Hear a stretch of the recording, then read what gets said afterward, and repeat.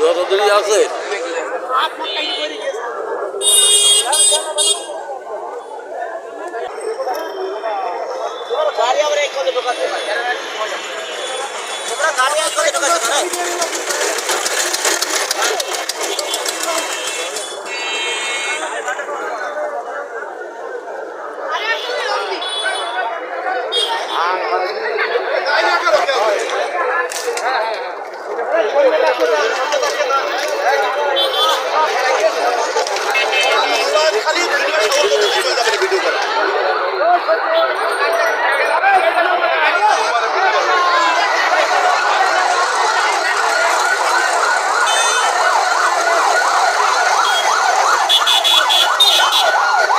দর্শক, আজ সকাল ৯টায় চুয়াডাঙ্গার সরোজগঞ্জে একটি সড়ক দুর্ঘটনা ঘটে।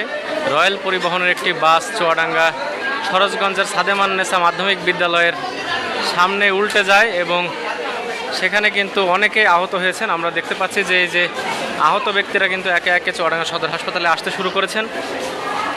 আমরা আপনাদেরকে একটু সরাসরি দেখানোর চেষ্টা করছি। ইমার্জেন্সিতে কিন্তু এখন অনেক আহত ব্যক্তি কিন্তু এখানে ভর্তি আছেন।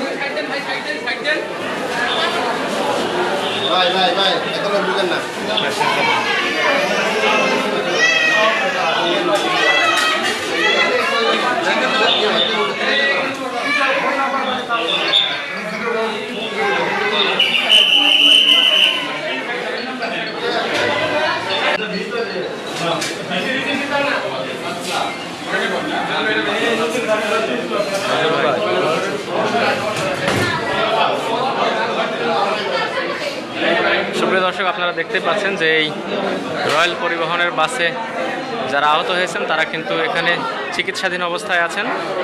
চুয়াডাঙ্গা সদর হাসপাতালের জরুরি বিভাগে তারা এখন চিকিৎসা নিচ্ছেন।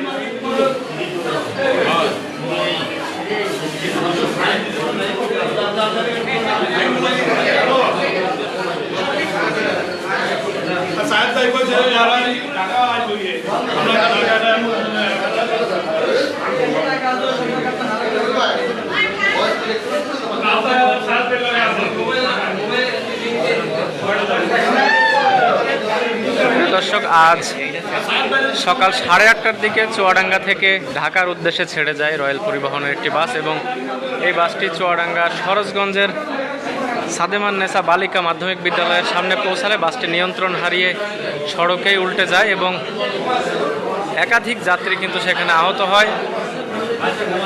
তারা বর্তমানে চুয়াডাঙ্গা সদর হাসপাতালে জরুরি বিভাগে এখন চিকিৎসা নিচ্ছে।